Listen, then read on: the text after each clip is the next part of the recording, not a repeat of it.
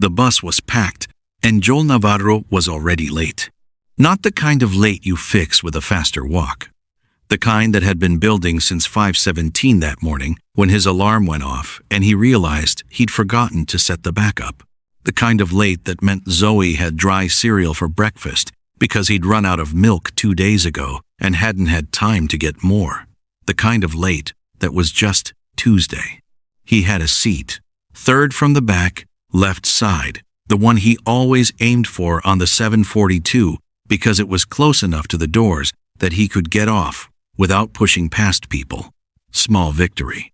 The only kind he'd been getting lately. He was still holding his work bag, still running through the list in his head shift at the warehouse ends at 3, pick Zoe up from aftercare by 3:45, start the laundry she needs for school by 4, dinner by 6, homework by 7:30, lights out by 8:30, back at it again tomorrow at 5 when the bus lurched to the next stop. She boarded at Maple and 4th. Pregnant. Heavily pregnant. The kind of pregnant where standing on a moving bus doesn't look uncomfortable. It looks like a sentence. Nobody moved. Not the man in the suit with his headphones in, not the college kid scrolling his phone, not the woman reading her paperback who had absolutely seen her. Not a single one of them moved. Joel looked at his seat. Then he looked at her. He didn't think about it.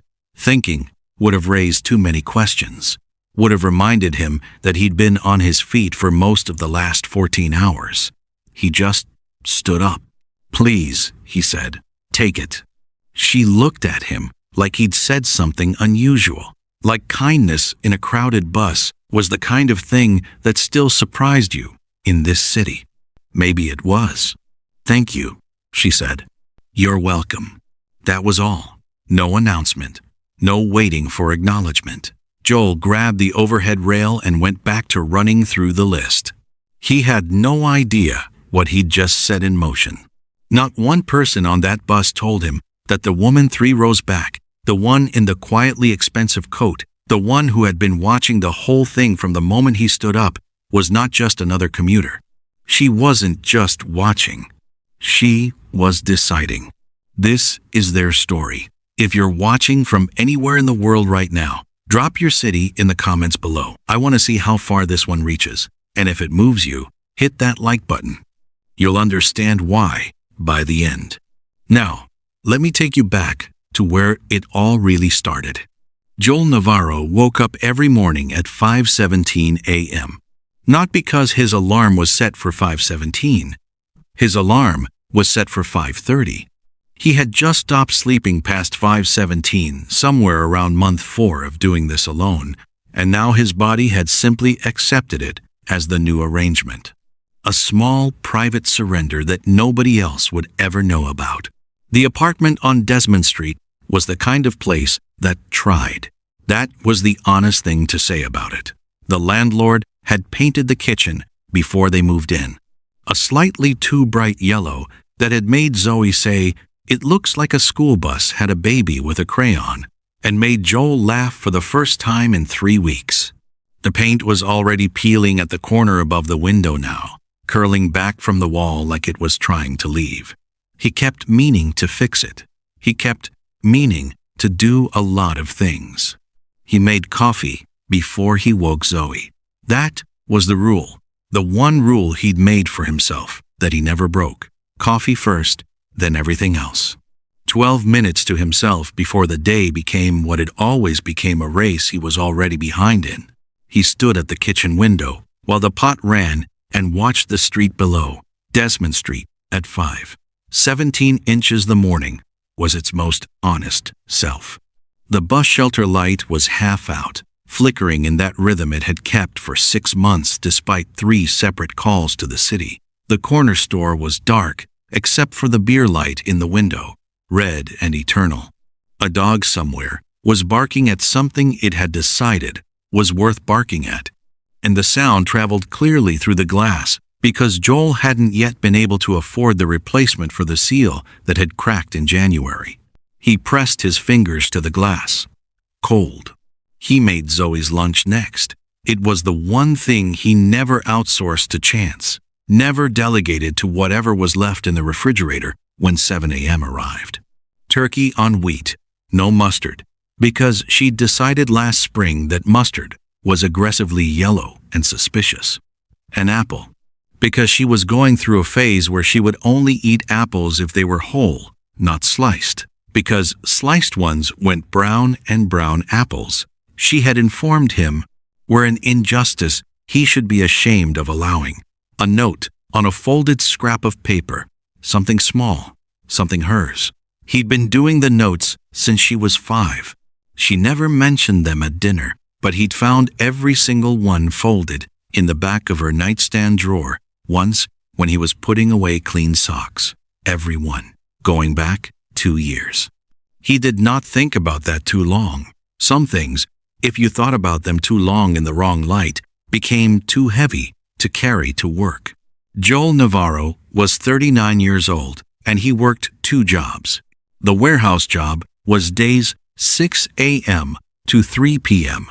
at the Kellerman Distribution Center on Route 9, where he ran the receiving dock for a shift supervisor named Bernard, who communicated exclusively through grunts and hand gestures, and who had, to his credit, never once given Joel a shift he couldn't cover.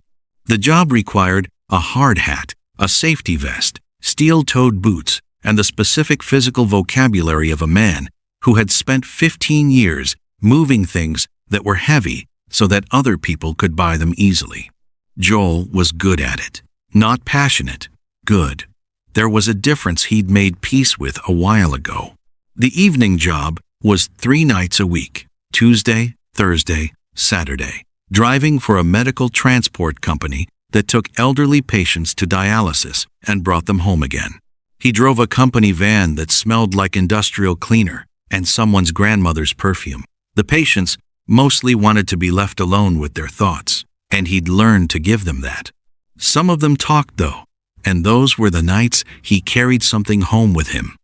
Not grief exactly, more like weight that reminded him what actually mattered. Between the 2 jobs, and Zoe's aftercare, and the homework, and the dinners, and the laundry, and the forms that schools generated, with a creativity that suggested someone upstream genuinely believed parents had spare hours, Joel slept approximately 6 hours a night. Some nights, less. He didn't complain about it. Complaining required a witness and an audience, and most days he didn't have either. Zoe was 7. She had his mother's eyes, dark and direct, the kind that looked at you like they were doing math. She had his ex-wife's laugh, which was to say it arrived without warning and took over the whole room and was completely impossible not to catch. She had some third thing that was entirely her own, a particular quality of seriousness that made her seem like she was perpetually in the middle of a thought that the rest of the world had not caught up to yet. Her mother, Diana, had left when Zoe was 4. Not dramatically, not with shouting or slamming doors. Diana had simply arrived at the conclusion over several careful months that the version of her life she wanted was not available in the apartment on Desmond Street, and she had moved toward the one that was. She was in Phoenix now. She sent birthday presents and called on holidays. She wasn't absent in the blunt, careless way of people who abandon. She was absent in the quieter, more difficult way of people who are present enough that you can't stop hoping they'll be more present than they are. Zoe didn't talk about it much. She had one day, about 6 months after Diana left, sat at the kitchen table and asked Joel very directly, "Is she coming back?" And Joel had sat down across from her and said, "She loves you. She's just not able to be here the way I am." And Zoe had looked at him for a long moment with those dark arithmetic eyes and said, "Okay, just okay," filed, decided. He didn't know if that made it better or worse. He suspected it made it both. Mornings were his favorite time with her, which surprised him sometimes because mornings were also the most exhausting. But there was something about Zoe at 6:45 a.m., still soft at the edges, hair going in directions that hadn't been decided yet, carrying her backpack with the focused gravity of someone transporting important government documents. She sat at the table and ate whatever he put in front of her, without complaint, which he was aware was not a universal childhood trait, and which he appreciated more than he ever said. "You have library today," he reminded her one Tuesday, handing over her lunch bag. "I know," she said. "I'm returning the one about the deep-sea fish. I memorized the important parts." "The important parts being?" "The anglerfish," she said seriously. "It's basically a nightmare that learned how to eat." He handed her the apple. She put it in her bag, without looking up. "Dad," she said. "Yeah." She looked at him then, briefly, directly, the way she did when she was about to say something she'd been thinking about for a while. "You look tired." "I'm okay." She seemed to consider whether to believe him and landed somewhere between accepting it and filing it away for later. "Okay," she said, and stood up. "Let's go." He picked up his bag. She was already at the door, backpack on, waiting, and Joel Navarro, who had not slept a full night in longer than he could honestly remember, who owed 2 months on a credit card and had a kitchen window that leaked cold air and a coat that was a season past its usefulness, looked at his daughter standing at the door, ready to go face the day, and thought the thing he thought most mornings, the thought that got him out of bed at 5:17 before the alarm. She's enough reason. She's more than enough reason. He followed her out. The Kellerman Distribution Center on Route 9 was not a place that received visitors. That was the correct way to say it. Not that visitors were unwelcome, exactly.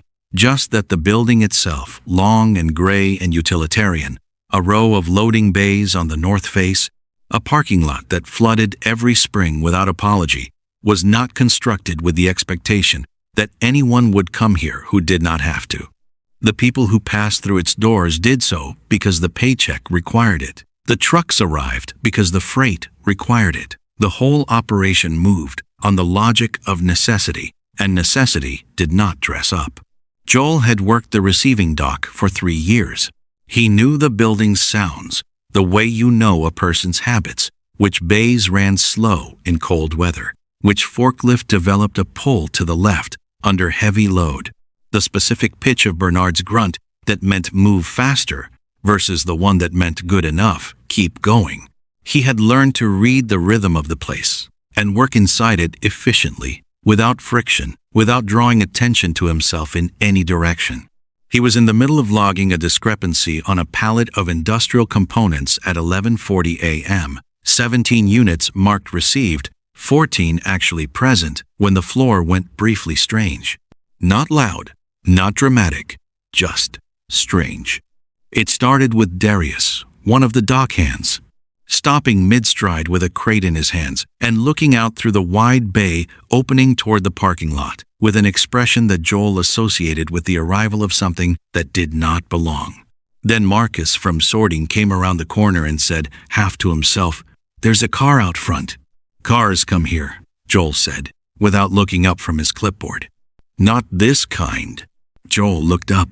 Through the open bay, in the narrow slice of parking lot visible from where he stood, there was a black car that was not a delivery truck or a fleet vehicle or anything else that had a reason to be in the Kellerman Distribution Center lot at 11:40 on a Tuesday morning.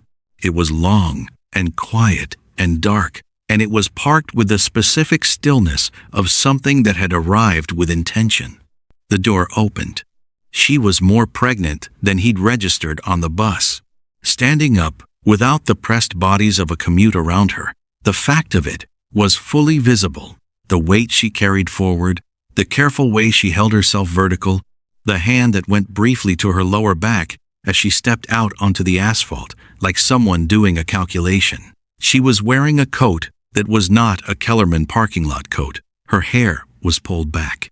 She stood outside the car and looked at the building with the composed, unhurried attention of someone who was accustomed to arriving in places that were not expecting her. Bernard materialized from the interior of the building with the particular velocity he reserved for things that threatened to disrupt his dock operations. Bernard was a compact, practical man who had been running this floor for 11 years and had the managerial philosophy of a person who believed that anything unexpected was, by definition, a problem. He stopped beside Joel. "You know that woman?" he said. "No," Joel said. "She's asking for you by name." Joel set the clipboard down. Bernard watched him do it with the expression of a man filing an objection he hadn't decided whether to voice yet. "Don't be long," he said finally. "You've got a full palette manifest to clear before 2. "I know," Joel said. "I'll be back in 5 minutes." He walked across the dock floor and out into the cold of the parking lot, still in his safety vest and steel-toed boots, and crossed the pavement toward her. She watched him come. She didn't fidget, didn't look at her phone, didn't make the small movements of a person managing uncertainty. She just watched him, steady, with the quality of attention that he would later come to understand was simply how she looked at things she had decided mattered. "You're Joel Navarro," she said when he reached her. "I am. You gave me your seat on the 742 this morning." He looked at her for a moment. "You didn't have to come here for that." "I know I didn't have to," she said. She held his gaze with something that wasn't quite directness and wasn't quite warmth, but was somewhere between them, honest in a way that was its own variety of deliberate. "I wanted to." He didn't know what to say to that, so he said the true thing. "You're welcome." Genuinely. It wasn't a big deal. And it was to me. The wind moved across the lot.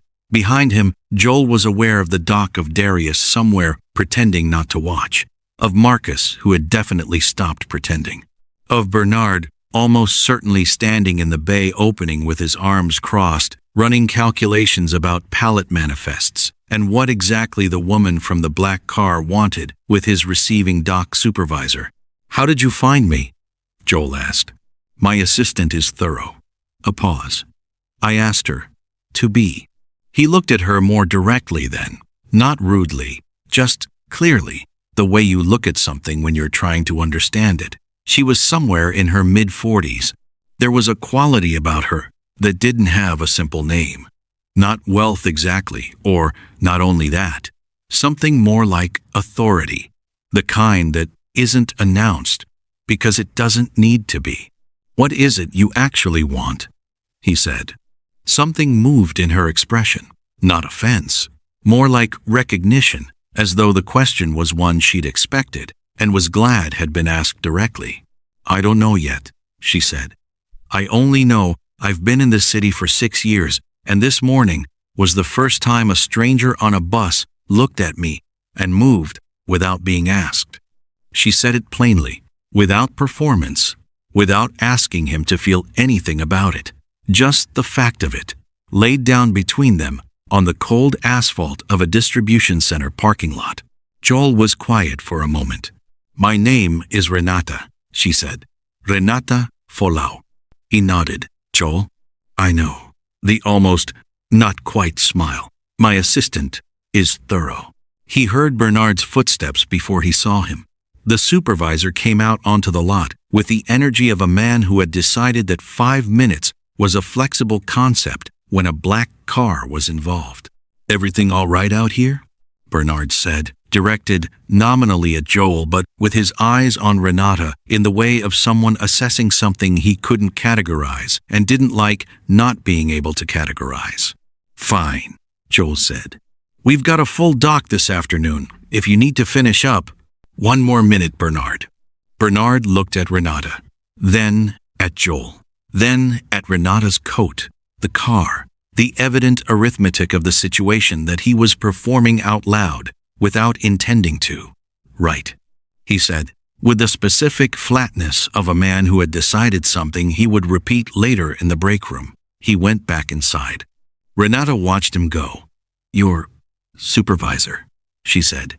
11 years on this floor, Joel said. "He means well." She looked at Joel. "Does he?" Joel considered. "He means efficiently." This time, the not-quite smile made it further. She reached into her coat pocket and produced a card, clean, cream-colored, a name and a number, and nothing else. She held it out to him. "I'm not offering you anything," she said, before he could answer the question he hadn't asked yet. "I just thought if you ever wanted to have a conversation that wasn't in a parking lot, I'm reachable there." He took the card. He looked at it. He looked at her. "Okay," he said. She nodded once. She turned and walked back to the car, one hand going briefly to her lower back again, and she got in, and the door closed. And the car pulled out of the lot with the quiet efficiency of something that had arrived, done what it came to do, and left. Joel stood in the cold for a moment. The card was in his hand. The wind moved through the lot. Behind him, from somewhere in the dock interior, Bernard's voice carried clearly across the concrete floor. "What was that about?" Joel turned around, walked back through the bay opening, picked up his clipboard. "Palette manifest," he said. 17 marked, 14 received. Bernard stared at him, then at the lot, then back. "You're something else, Navarro," he said, and walked away. Joel went back to work. The card stayed in his vest pocket for the rest of the shift. He was aware of it the way you're aware of something that weighs more than it should for its size. He did not call the number for 4 days. This was not a decision he made consciously. He didn't sit down and think it through or reason himself into restraint. He simply went home from the warehouse on Tuesday, made dinner, helped Zoe with a worksheet about the water cycle that she insisted she already understood, and was willing to prove it by explaining the entire thing back to him incorrectly but confidently, and put the card in the kitchen drawer next to the takeout menus and the spare batteries and the things that didn't have a better place to live. He was aware it was there. That was all. Wednesday was a warehouse day and a dialysis run. Thursday was Zoe's school book fair, which she had been referencing with the building anticipation of someone approaching a major religious holiday, and which required him to rearrange his lunch break and show up at the school gymnasium at 1:15 with $20 in cash, and the bracing certainty that $20 was not going to be sufficient. He was right. It was not. He spent $31 and felt good about it in the specific way you feel good about things that cost more than you planned and were completely worth it. Friday evening, after Zoe was in bed, he sat at the kitchen table with his coffee and opened the drawer and took the card out and set it in front of him. Renata Folau. A phone number, nothing else. He looked at it for a while. He thought about the parking lot. The way she'd said, "I just thought, if you wanted," without pressure, without performance, with a completeness to it that didn't require him to respond in any particular way. He thought about the card's weight in his vest pocket for 4 hours on Tuesday afternoon. He thought about what Darius had said in the break room after she left, in that breezy, half-joking way that contained a question he wasn't quite asking directly. "You know who that was, right?" Joel had said he didn't. Darius had looked at him for a second. Folau Industries. The name had not meant anything to Joel in the moment. He'd looked it up that night on his phone after Zoe was asleep. The way you look something up when you've decided you want facts rather than impressions. Regional construction and real estate development, privately held. Founded 22 years ago by a woman who had started with one contract and one crew and had built it into a company that employed 400 people across 3 states. He had closed the browser and set his phone face down on the nightstand. He had not called on Wednesday. He had not called on Thursday. Friday night, looking at the card, he picked up his phone and typed the number. He did not send it immediately. He sat with the drafted message for several minutes. "This is Joel Navarro. You said I could reach out if I wanted to have a conversation that wasn't in a parking lot." He read it back twice. Changed reach out to call. Changed it back to reach out. Deleted the whole thing and wrote, "This is Joel," from the bus. He sent it before the second guessing could reorganize itself. The response came 11 minutes later. Saturday morning. Coffee. There's a place on Birch called Vela, 10 o'clock, if that works. He typed, It works. He put the card back in the drawer and went to bed, and did not sleep well, which he chose to attribute to the coffee he'd had too late, rather than anything else. Vela was small and warm in the way that certain coffee places earned rather than designed. Not curated warmth, the kind that comes from the same people coming in at the same time, and the staff knowing their orders, and the tables being the right distance from each other for conversation. Joel arrived at 9:58. Renata was already there. She had a corner table and a cup of something that steamed. She was in a dark sweater instead of the coat from the parking lot, and she looked, in the most stripped-back way, like a person on a Saturday morning rather than a CEO arriving at a location. He filed that. "You came," she said. "You said 10 o'clock. People say a lot of things." She gestured to the seat across from her. He sat. He ordered black coffee. She waited until it arrived before she said anything else, which he noticed and appreciated. "I want to be honest with you about something," she said. "Okay. I don't do this. Whatever this is." She held his gaze steadily. "I don't track down strangers. I don't show up at workplaces. My assistant looked at me like I'd lost my mind when I asked her to find you, and she's worked for me for 9 years and has never once looked at me that way." "Why did you?" Joel said. She was quiet for a moment, not evasive, thinking honestly. "Because I've been building something for 22 years, she said finally, "and I've gotten very good at identifying what's real and what's performing. It's useful in business." A pause. "On a bus at 7:40 in the morning, when nobody's watching and there's nothing to gain, it's even easier to see." He looked at her. "And what did you see?" "Someone who didn't think about it." He wrapped his hands around his cup. "It was a seat." "I know what it was." She said it, without sharpness. "I also know that 20 other people on that bus made a different calculation in the same moment, faster than they realized they were making it." He didn't argue with that. He'd seen it happen. They talked for an hour. It was not seamless. She had a quality of guardedness that wasn't unfriendliness, more like a person who had learned that open doors got walked through without permission and had adjusted accordingly. She answered questions directly, but didn't volunteer. She asked him things about the warehouse, about the medical transport job, about Desmond Street, and she listened in the way he'd noticed in the parking lot, with her full attention rather than the portion of it most people allocated to conversations they'd already partially decided the shape of. He told her about Zoe in the way he always did, the same way he breathed without deciding to. "She's 7, he said. She's the whole thing, the reason the alarm goes off." Something shifted in Renata's expression. She looked down at her cup for a moment. "Her mother," she said carefully. "Phoenix," he said. It's not hostile. It's just not here." She nodded, didn't push. He appreciated the not pushing. He asked about the pregnancy, not intrusively, just the honest acknowledgement that it was present in the room. 6 weeks out, she said, give or take. "First?" "Yes." "Are you?" He stopped, revised. "Is there someone?" "No," she said, flat, complete, without the weight of apology that people sometimes put on that word. "That's a longer conversation." "Fair enough." She looked at him. "You're not going to ask." "You said it's a longer conversation," he said. "I'm not in a hurry."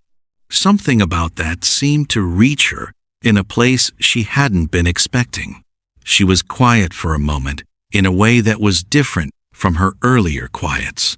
They met twice more that week. Coffee on Tuesday morning, before his shift, her suggestion, his acceptance. A brief walk through the farmer's market on Thursday evening that started as 30 minutes and became 90 without either of them acknowledging the extension. He told her about Diana at the farmer's market. Not all of it, the shape of it. "She didn't leave badly," he said. "That's the part that took the longest to make peace with. It would have been easier if she had." "Why?" "Because when someone leaves badly, you get to be angry." He turned a jar of honey over in his hand and set it back down. When they leave quietly, you just get to wonder what you missed. Renata walked beside him in silence for a moment. I know that word, she said quietly. Wonder. He looked at her. She was watching the market stalls with the careful attention of someone who was also watching something else, something interior. What do you wonder about? He asked. She was quiet long enough that he thought she might not answer. Whether I built the right things, she said, or just the impressive ones. It was the most unguarded thing she had said. He could see the cost of it in the slight tension at the line of her jaw, the way she moved her hand once at her side and then stilled it. He didn't fill the space she'd made. He let it be what it was. They walked on. It was Zoe who broke through what neither of them had been willing to name.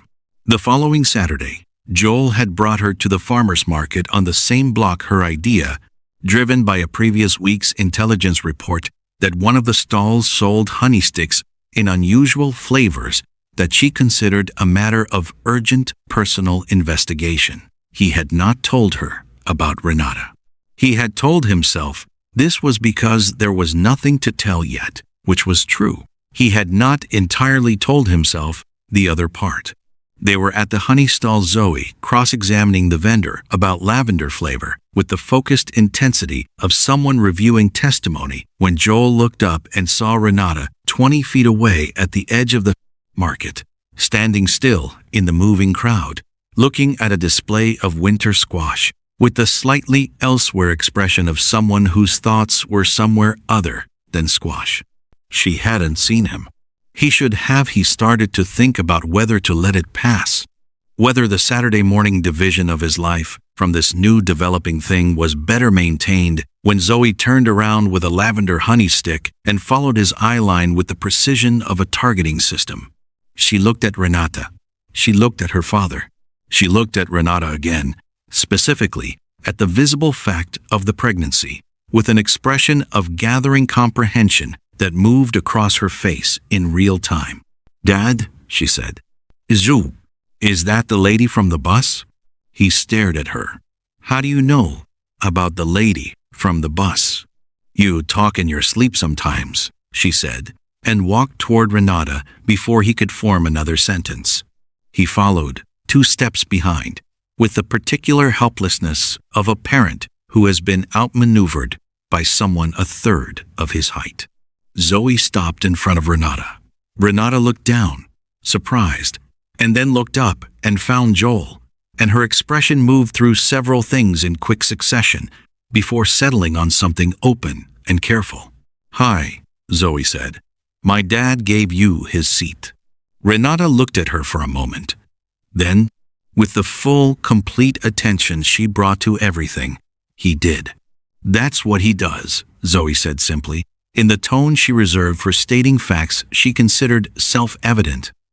He always does the thing other people don't do.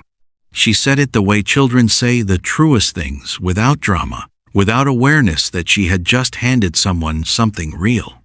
Then she looked at the jar of honey in Renata's hand, assessed it, and said, that one's good, but the lavender is better. Renata looked at the jar, then at Zoe, then at Joel, standing 2 steps back, not breathing. I'll try the lavender, Renata said. Zoe nodded, satisfied, and went back to the honey stall. Joel stood in the middle of the farmer's market on a Saturday morning and watched Renata watch his daughter walk away, and saw on Renata's face the thing he had not seen there in any of their careful, guarded, wall-adjacent conversations. The thing that had no defense prepared for it. He didn't say anything. He didn't have to. Some walls come down loudly. Some of them come down because a 7-year-old with a lavender honey stick says the simple, unvarnished truth about her father to a woman who has not yet decided whether she is allowed to need it. She called him that evening. Not a text, a call, which in Joel's experience had become the communication format reserved for emergencies and people over 65, and which meant something different when it was Renata, who communicated with the precision of someone who chose every medium deliberately. He was washing dishes when his phone rang.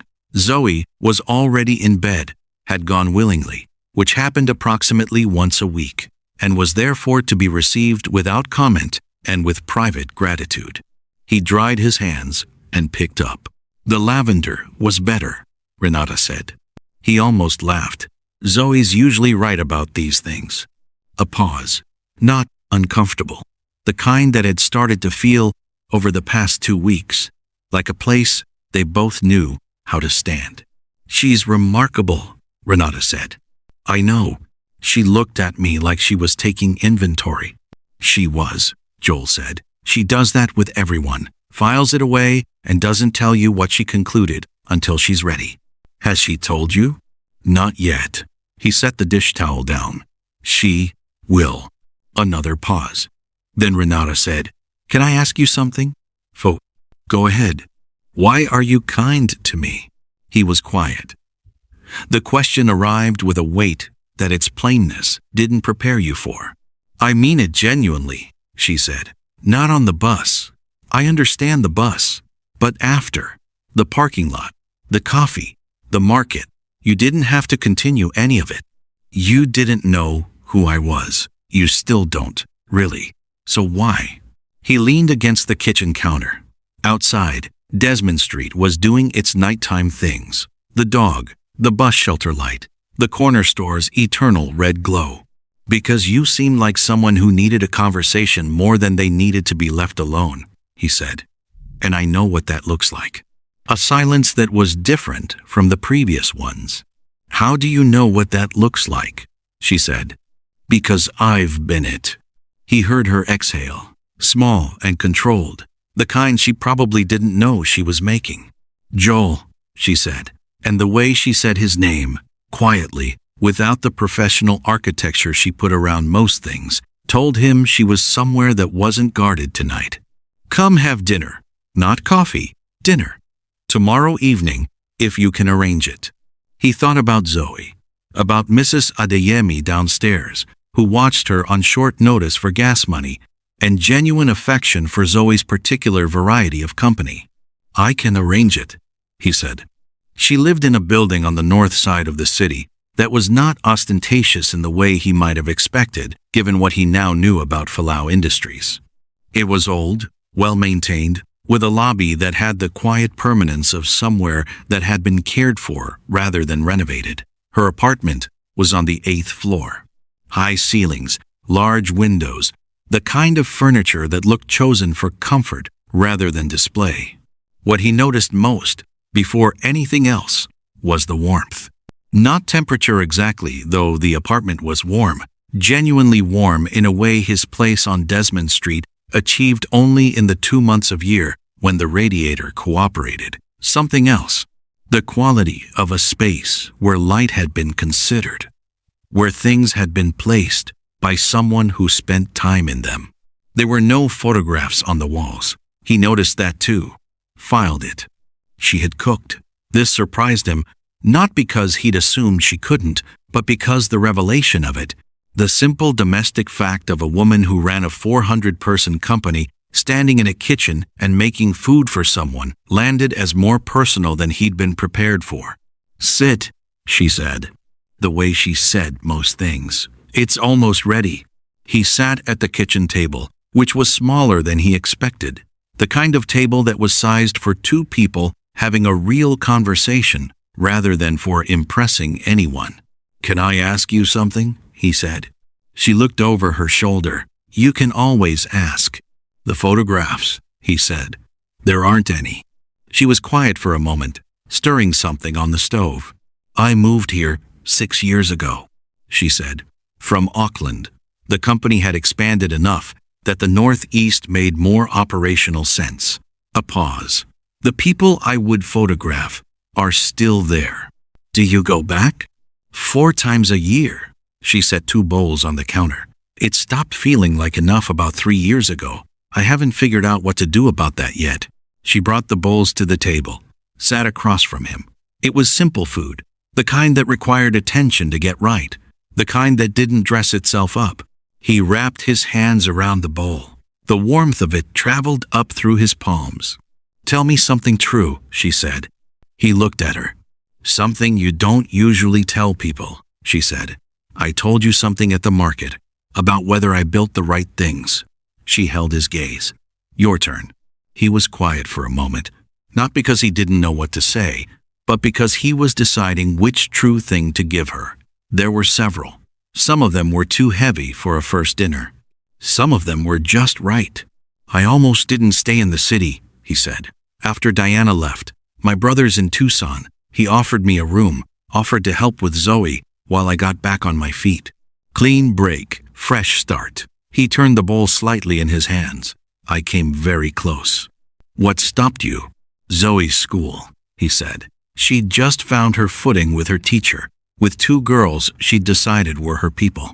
And I looked at her one morning before school and thought, if I move her, I'm making this about me. My fresh start. My clean break. He paused. She'd already lost enough in 1 year. I wasn't going to take her school from her too. Renata was very still. "So you stayed," she said. "We stayed.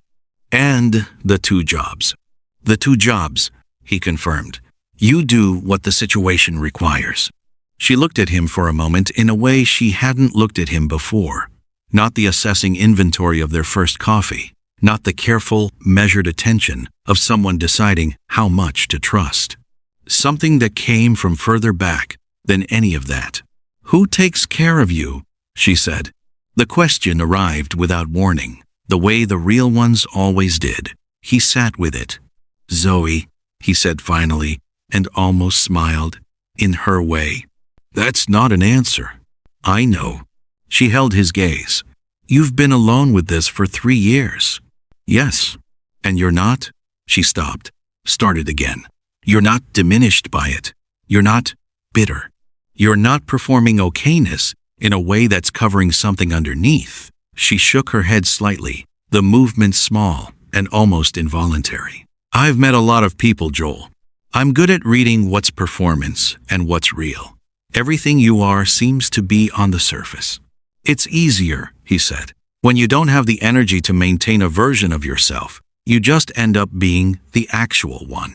She looked at him like something had shifted, like she was seeing a room she'd been standing in from a different angle, and the angle had changed what the room contained.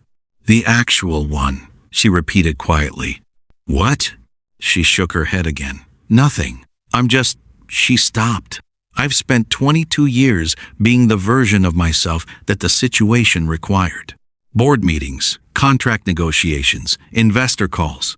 She looked down at the bowl in front of her. "I'm not sure I know what the actual one looks like anymore." "I think you do," he said. "Why?" "Because you told me on the first morning that you don't do this, that tracking down a stranger made your assistant look at you like you'd lost your mind." He met her eyes. That wasn't the board meeting version. That was someone being honest about something that surprised them. She was very still. Outside, 8 floors below, the city moved with its nighttime indifference. Inside, the bowls had gone slightly cool, and neither of them had finished eating, and the table between them had become, somewhere in the last 40 minutes, a different kind of space than it had been when dinner started.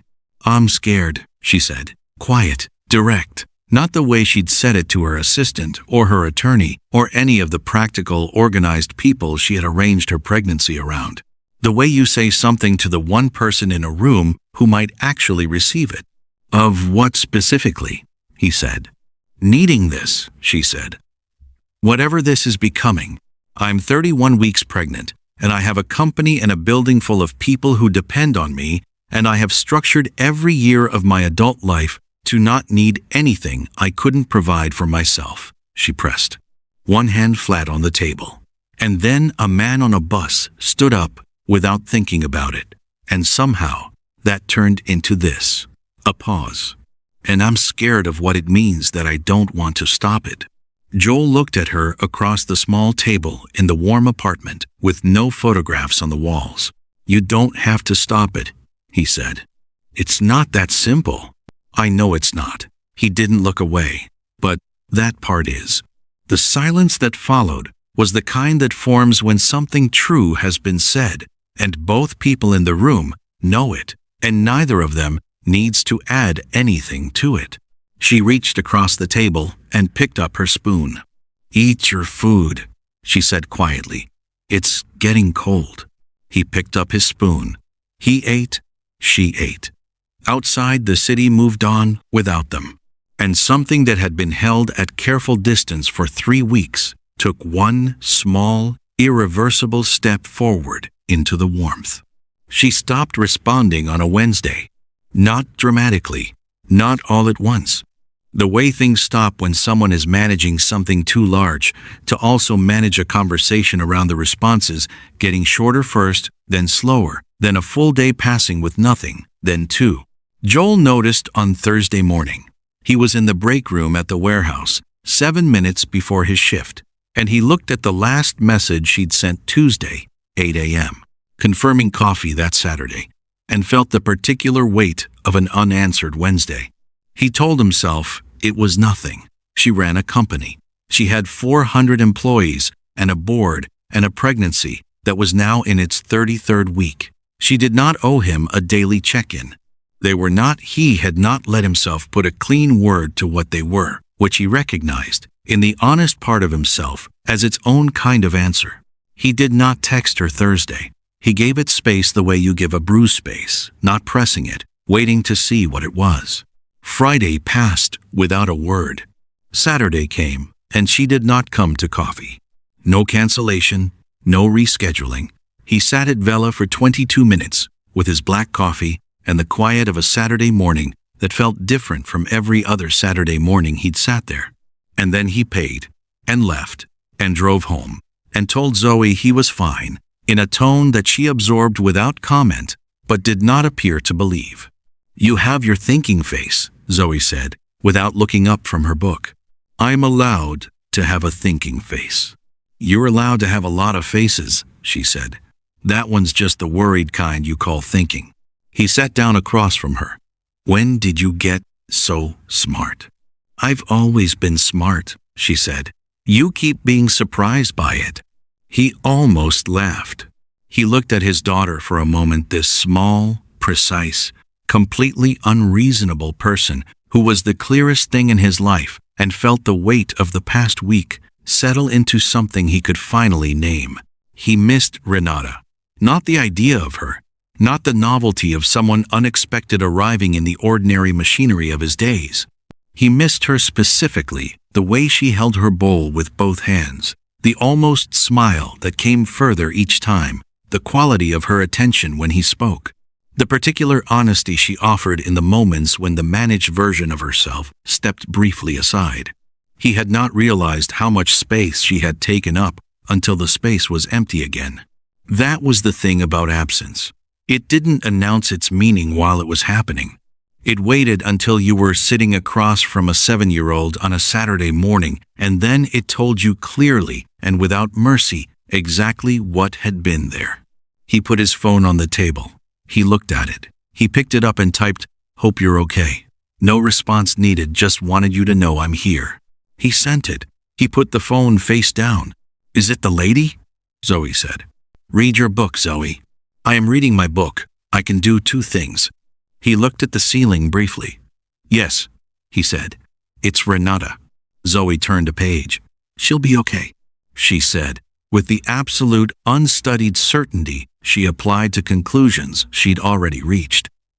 "She's the kind of person who handles things." "She is," Joel said. "So are you," Zoe said. "So between the 2 of you, it'll be fine." She returned to her book with the air of someone who had just resolved a matter and saw no need to revisit it. Joel sat at the kitchen table and looked at his phone face down on the surface and thought about how 8-year-olds manage sometimes to say the exact right thing without knowing they were doing it. The call came Sunday evening, not from Renata, from a number he didn't recognize. He almost didn't answer. He picked up on the 4th ring with the instinct of a man who had learned that unknown numbers sometimes contain things that couldn't wait. "Mr. Navarro." A woman's voice. professional, carrying the particular composure of someone who delivered difficult information as a regular part of their job. My name is Claire. I'm Renata Folau's personal assistant. She asked me to call you. He stood up from the couch. Is she all right? She's stable, Claire said, and the word stable landed in the specific way it lands when someone uses it carefully, meaning not fine, not as she was, but not the worst thing either. She was admitted to St. Andrews on Friday morning. There was a complication with the pregnancy. Her blood pressure elevated significantly. She's been on bed rest since Friday afternoon under observation. Joel pressed his free hand flat against the kitchen wall. What kind of complication? The doctors are calling it gestational hypertension, with early indicators of preeclampsia. They're monitoring closely. The baby's position and heart rate are both good. The concern is Miss Folau's pressure, which has been resistant to coming down on its own. A pause. She's 34 weeks. The doctors want to get to 37 before considering delivery, if her numbers allow it. Is she? He stopped. Can she have visitors? She's been declining visitors. Claire's voice shifted slightly, just fractionally. She asked me to call you. He absorbed that. She asked you to call me, he said. But she's been declining visitors. Yes. The particular logic of that. Renata declining everyone, and then asking Claire to call him. Not to ask him to come, not directly, just to tell him. Just so he would know. Which floor? He said. Claire told him. He was already looking for his keys. St. Andrews at 7 p.m. on a Sunday had the specific quality of a place that had stopped making concessions to the time of day. The lights were the same as they were at noon. The sounds were the same. Only the quality of the quiet in the corridors was different. A Sunday evening quiet, people staying, people waiting, the particular suspended world of a hospital that had drawn people in and not yet let them go. He took the elevator to the 4th floor, room 412. The door was partially open. He knocked on the frame. Come in.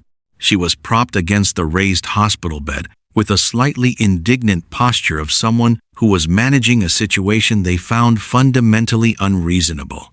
A blood pressure cuff on her left arm. A fetal monitor at her side. Its soft, rhythmic sound, the most present thing in the room. An IV line, her hair down. She looked at him when he walked in. Something moved across her face that she didn't immediately compose away. You didn't have to come, she said. You had Claire call me. I wanted you to know. That's different from Renata. He said it the way she'd said his name that first evening on the phone, quietly, without the distance. I'm here. Omni. She looked at him for a moment. Then she looked at the monitor beside her. Its soft, insistent rhythm. They want me here until at least 37 weeks, she said. 3 weeks. Possibly more if my pressure doesn't cooperate. Her jaw tightened slightly. I have a company. Your company will manage, he said. I don't leave things to manage. I know. He pulled the chair from the corner of the room, the utilitarian hospital chair, the one designed for exactly this, for someone who was going to stay, and set it beside the bed and sat down, close enough to be present, not crowding, just there. She watched him do it. You're not going to tell me it's fine, she said. It's not fine, he said. It's serious, and you're scared, and being in this room is costing you something because you don't do this. You don't accept help, and you don't let people see the hard parts. And you've been in this hospital since Friday, and you've been declining visitors because letting people in here feels like losing ground. She was very still. And you had Claire call me anyway, he said. The monitor kept its rhythm. Outside the room, the corridor moved quietly past. Somewhere down the hall, something beeped once and stopped. I didn't want you to think I disappeared, she said. Her voice was lower than usual, stripped of the composure that was her fluency. On Saturday, when I didn't come to coffee, I didn't want you to think it was..." She stopped. "What?" She looked at him with the unguarded expression he had seen only in fragments before, in the farmer's market, at the kitchen table, in the gaps between the version of herself she maintained and the one underneath it. "I didn't want you to think I decided to stop," she said. "Whatever this is, I didn't want you to think I'd chosen to stop it." The room was very quiet.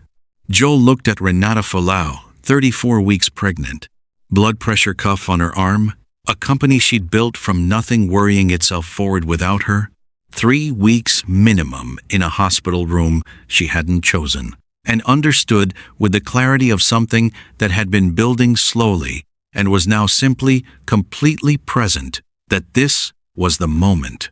Not the bus, not the parking lot, not the dinner, or the coffee, or the farmer's market.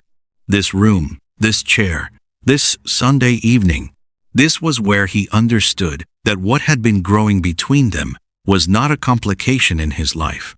It was the opposite of a complication. It was the clearest thing. "I know you didn't," he said. She exhaled, slow and quiet, like something released. "You should go home," she said. "Zoe, Mrs. Adeyemi is downstairs. Zoe has her book and her honey sticks and a completely adequate Saturday evening without me." The not-quite smile came, further than it had ever come. "Lavender," she said. "Obviously," he said. She leaned her head back against the pillow. The monitor kept its rhythm steady, reliable, the baby's heartbeat, a small, persistent proof that beneath everything complicated and unresolved and uncertain, something real was already on its way. Joel stayed. He did not announce this. He did not make it a declaration. He simply settled into the chair beside her bed with the quiet, unhurried certainty of a man who had already decided and let that be the whole of what she needed to know. He came every evening for 11 days. This was not announced or agreed upon. There was no conversation in which Joel said, "I will come every evening," and Renata said, "Yes, please do that." It simply developed the way their whole acquaintance had developed, without declaration, by accumulation, one honest decision building on the previous one until the pattern was its own kind of statement. He would finish his shift at the warehouse, collect Zoe from aftercare, deliver her to Mrs.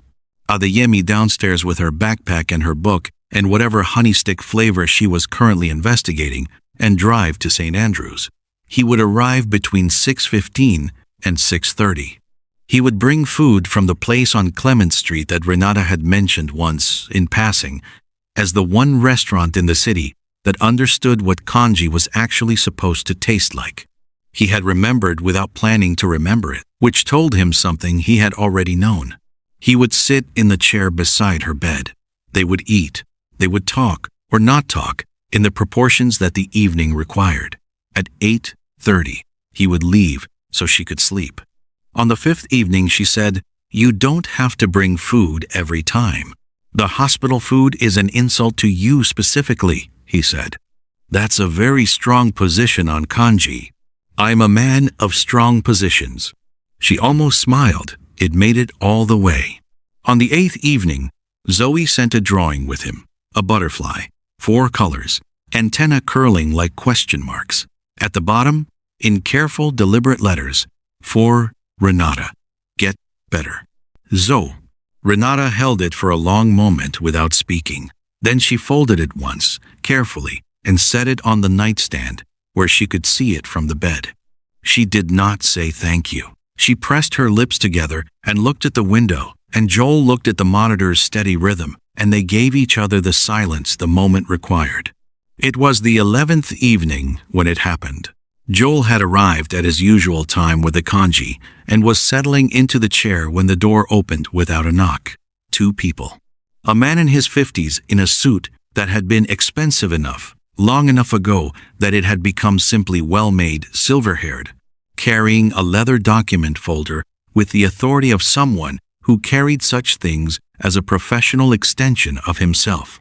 Beside him, a woman in her 40s, sharp-faced, tablet in hand, the particular posture of someone whose job was to be 3 steps ahead of every conversation she walked into. They stopped when they saw Joel. Not rudely, but completely. The stop of people who had expected a room to contain one thing and found it contained 2. "Miss Folau," the man said, his eyes moving from Joel back to Renata with the practiced neutrality of someone who was noting information and choosing not to respond to it yet. "We apologize for the hour. The Wellington matter required your signature before the Hong Kong Open." "David," Renata said, "sit down, both of you." They sat. David in the second chair. The woman whose name Joel would learn was Patricia on the edge of the windowsill with her tablet already pulling documents. What followed was 20 minutes of conversation that Joel did not participate in and could not have participated in if he'd tried. Contract language, acquisition timelines, a subsidiary restructuring that apparently had regulatory implications in 3 jurisdictions simultaneously. Renata conducted it from a hospital bed with a blood pressure cuff on her arm with the complete, unhurried authority of someone who had never once in her professional life required a desk to make a decision. Joel sat in his chair and was, for the first time since the bus, genuinely invisible. He didn't mind. He watched instead. He watched the way David leaned forward slightly when Renata spoke, not deferentially, but with the attention of someone who had learned that her words moved faster than most people's, and you caught them or you missed them. He watched Patricia's hands on her tablet, anticipating documents before they were requested, pulling and presenting with the efficiency of someone who had been tracking the same mind for years and trusted where it was going. He watched the room reorganize itself around Renata's presence the way rooms did when the person who had built the thing that everyone else was working inside of walked into them. He had known, abstractly, what Folau Industries was. He had read the browser summary. 400 employees, 3 states, 22 years. Knowing it abstractly was different from sitting in a hospital room while it arrived in person. When David and Patricia finally left documents signed, matter resolved, the Wellington thing presumably no longer standing between Folau Industries and the Hong Kong Open, David paused at the door. He looked at Joel with the calibrated expression of a man assembling a question he hadn't decided yet whether to ask. "Mr. Navarro," Joel said.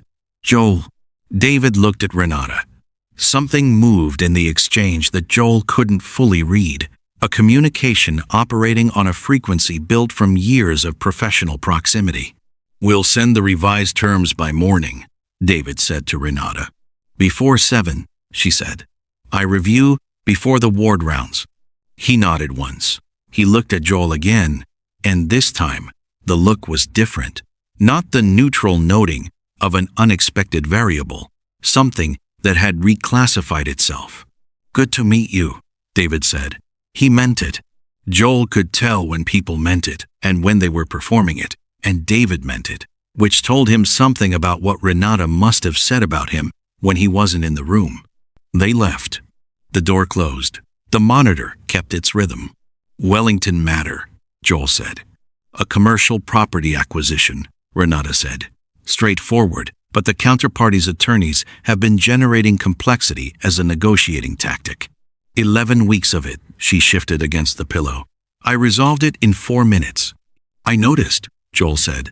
She looked at him. Something in her expression was watchful. "Does it change things?" she said. "Seeing it like that." He thought about it honestly.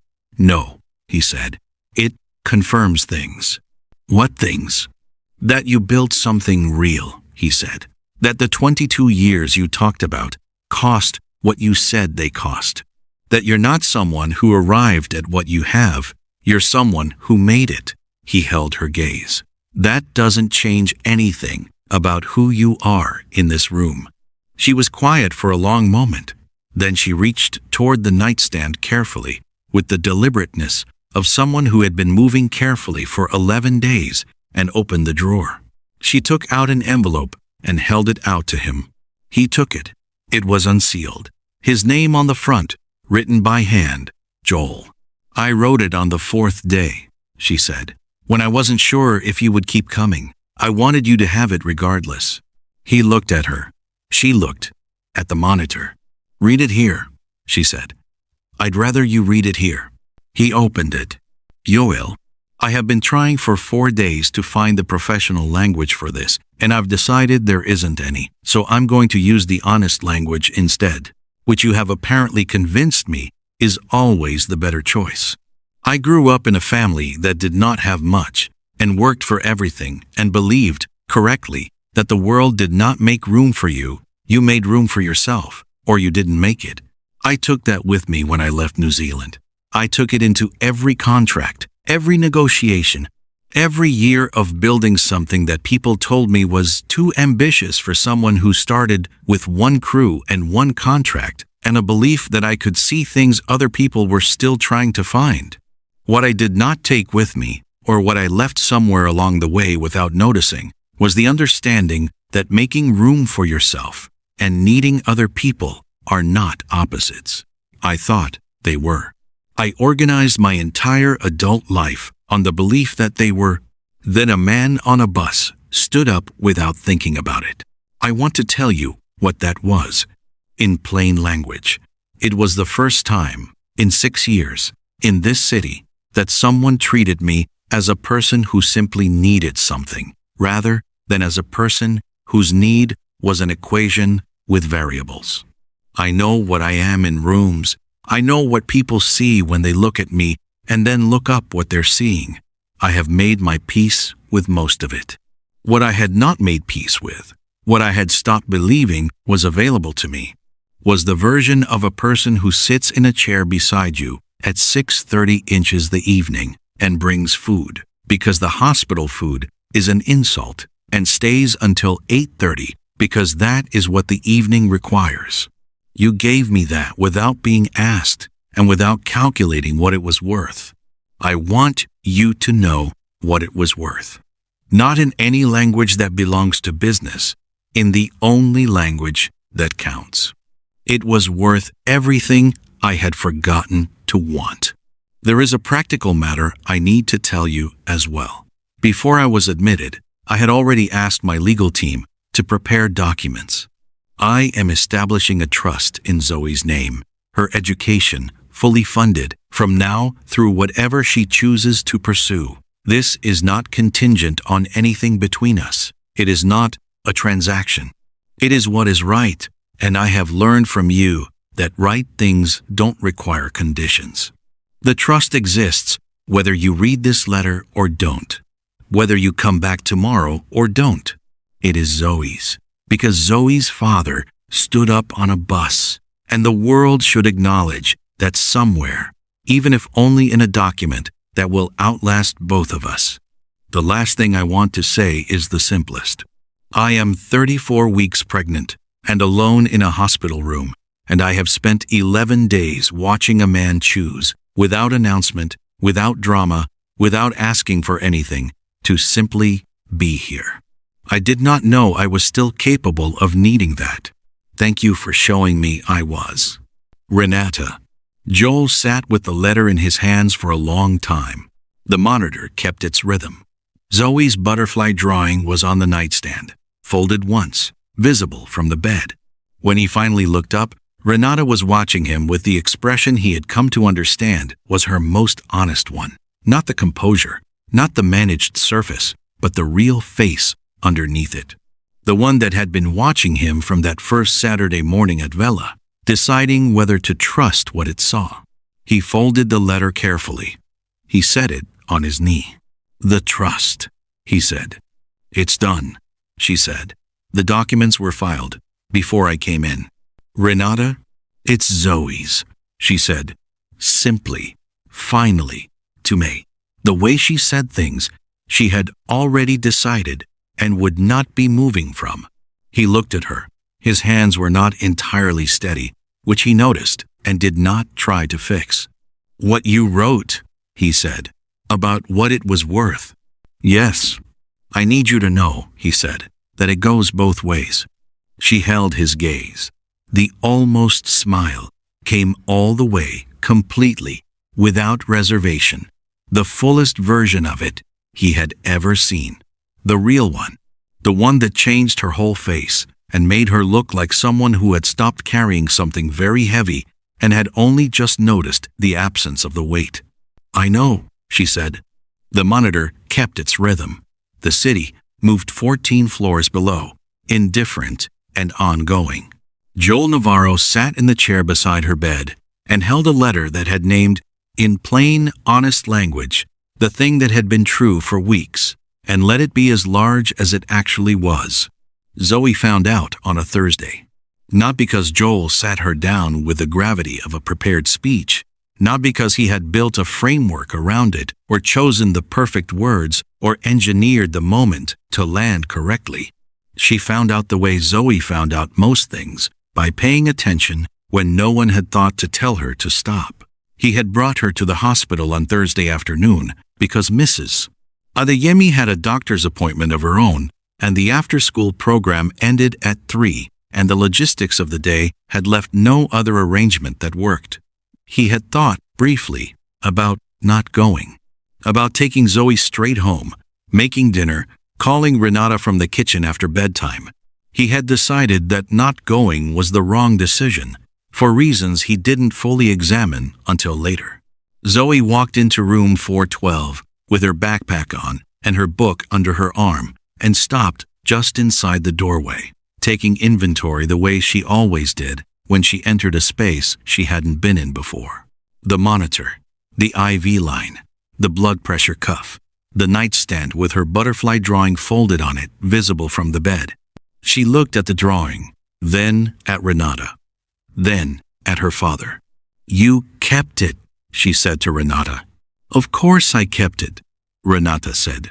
Zoe walked to the chair beside the bed, Joel's chair, the one he had occupied for 11 evenings, and sat in it with the settled authority of someone who had decided it was available. She put her book on her knee and looked at Renata with the full arithmetic of her attention. "Are you going to be okay?" she said. "Yes," Renata said.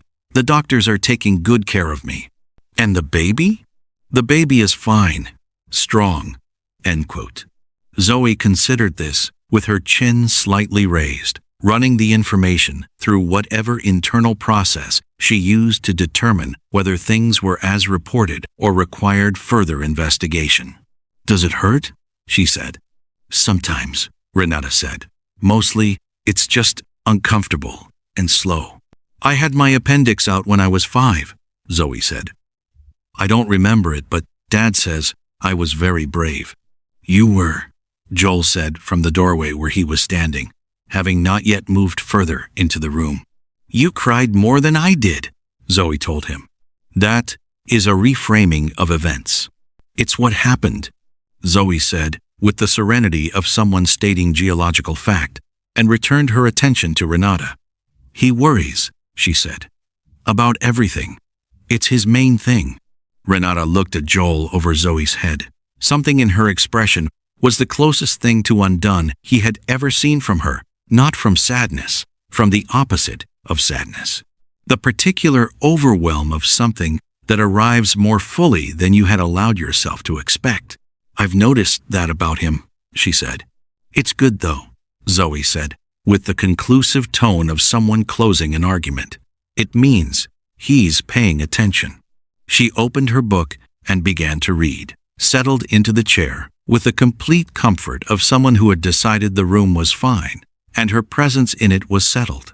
Joel stood in the doorway and looked at his daughter reading beside Renata's hospital bed, and felt something move through him that was too large and too quiet to have a clean name. He went to get 2 kanjis from the bag he'd set in the hallway. He came back and handed one to Renata and set one on the nightstand for Zoe, who accepted it without looking up from her page, which was the highest form of comfort she extended. They stayed for an hour and 20 minutes. Zoe read. Joel and Renata talked in the low, easy register that 11 evenings had built between them, the kind of conversation that doesn't require performance because the performers have stopped.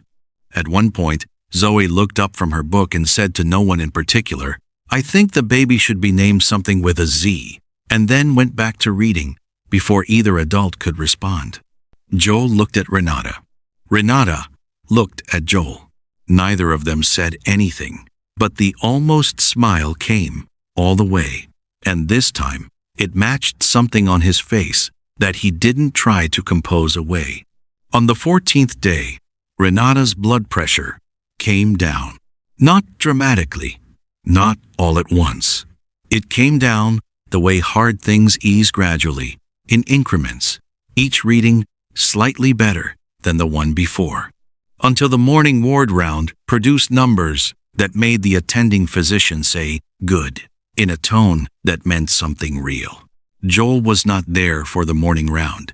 He was at the warehouse, on the dock, logging a full pallet, manifest with the focused efficiency of a man who had spent 14 days holding two things simultaneously: the ordinary machinery of his life and the new enormous thing that had taken up permanent residence inside it, and had discovered that you could in fact hold both, as long as you didn't make the mistake of pretending one of them wasn't there. Renata texted him at 9:47 a.m. Numbers are better. Dr. Ose used the word encouraging, which I'm told is as close to optimistic as he gets. He read it standing at the dock with a scanner in his hand.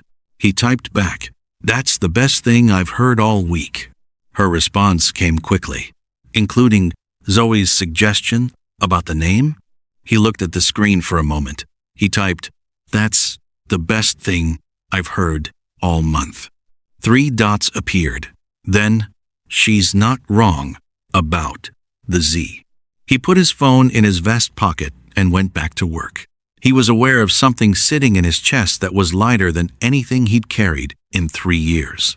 Not the absence of weight, he knew better than to confuse the two, but a different kind of weight, the kind that comes from things that matter rather than things that press. Darius appeared at his shoulder 20 minutes later, glanced at his face, and said, "You look different." "I look the same." "No," Darius said, with the simple certainty of someone who had spent 3 years on the same dock floor and paid attention. "You look like something went right." Joel didn't answer. He handed Darius the scanner and moved to the next pallet. But Darius wasn't wrong. She was discharged on a Sunday morning, 16 days after admission. Joel was there. He had arranged the car, not the black one from Folau Industries' fleet, which Renata's assistant Claire had offered, and which Renata had declined with the particular firmness she reserved for things that felt like too much but his own. His dented, reliable Zoe-scuffed sedan with the broken passenger seat adjuster that stuck 2 inches further back than it should and that had been on his list of things to fix since October. Renata sat in the passenger seat with her coat across her lap and looked through the windshield at the city revealing itself beyond the hospital driveway, and said nothing for a long moment. He didn't feel it. "It's strange," she said finally, "being outside. 16 days is a long time." "It is." She watched a woman walking a dog on the sidewalk, something ordinary and complete and entirely unconcerned with anything that had happened in the past 2.5 weeks. "I keep thinking I should be on a call." "You don't have a call until Tuesday," he said. Claire confirmed it. She looked at him. "You spoke to Claire?" "I asked her to hold your Tuesday morning." A pause. "You asked my assistant to manage my calendar." "I asked her to protect one morning," he said. "There's a difference." She looked at him for a moment longer. Then she faced forward again, and the almost smile was present and fully arrived, and entirely without the hesitation that had once been its defining quality. "Where are we going?" she said. "Desmond Street," he said. "Zoe has been planning your arrival since Wednesday. I've been told there will be honey sticks. I don't know what else. She's been secretive about it, which is never a good sign." Renata was quiet. He could feel the quality of the quiet, not the guarded kind, not the managed kind, but the kind that comes when something is too full for immediate words. "Joel," she said. "Yeah?" "The baby's room," she said. "At my apartment. I had a decorator propose something last year, and I rejected it because it felt, I don't know, premature. Too much like deciding something I wasn't sure I was allowed to decide. A pause. I think I'm ready to decide it now. He kept his eyes on the road. What kind of room does she want? Renata looked at him. She? You said Z names, he said. I did the math. The sound she made was not quite a laugh, and was entirely a laugh. The real one, the unguarded one, the one that arrived without permission and took over everything. The one he had been waiting, without knowing he was waiting, to hear at full volume in an ordinary car on an ordinary Sunday morning, with the city moving past the windows like it always did, indifferent to miracles. Zara, Renata said when the laugh had settled. I've been thinking, Zara. He turned onto Clement Street. Zoe will approve. I suspect Zoe will have notes. She always has notes, he said. They drove the rest of the way in the comfortable quiet of people who have stopped performing for each other and have arrived without announcement at something that requires no further negotiation. The city moved around them. The morning held its particular Sunday quality, unhurried, open, willing. When he pulled onto Desmond Street and found a space 3 doors down from the building, he turned off the engine and they sat for a moment. It's not much, he said, looking at the building, the neighborhood, the apartment. Joel, the kitchen window leaks cold air, he said. I've been meaning to fix it since January. Joel. He looked at her. She was watching him with the full, unguarded, entirely honest expression that he had first seen in fragments and now saw complete, the one that lived beneath all the composure and the competence and the 22 years of making room for herself in a world that required it. The one that was simply Renata. Tired and real and present and against every careful architecture she had built around herself. Here. It's exactly enough, she said. He looked at her for a moment. He nodded once. They got out of the car. Upstairs, they could already hear Zoe, her voice carrying through the building's old walls with the specific register of a child who had been anticipating something for 4 days and had arrived at the threshold of it. Joel could not make out the words, but he could hear the shape of them, quick, declarative, organizing the world according to conclusions already reached. They took the stairs slowly, Renata's hand on the rail, his hand at his side, close enough to be there if needed, without crowding her into needing it. On the landing between the 3rd and 4th floor, she stopped. I want to say something, she said. Before we go in. I do. Say it. She turned to face him in the narrow stairwell, one hand still on the rail. I spent 22 years building something I was proud of, she said, and I would build it again. Every year of it. She held his gaze. But this, what you've done, what you are, what you've shown me is possible. This is the thing I didn't know I was missing the whole time. He looked at her. At this woman who had arrived on a crowded bus and in a distribution lot, parking lot, and in a hospital room, and in his ordinary life without asking permission, and had become, quietly and completely, necessary to it. I know, he said. Me too. She nodded once. She turned and kept climbing. He followed her up the last flight of stairs toward the sound of his daughter's voice and the smell of whatever Zoe had convinced Mrs. Adeyemi to help her make, and the particular warmth of a place that was small and imperfect and entirely, completely home. The kitchen window still leaked cold air. He would fix it tomorrow.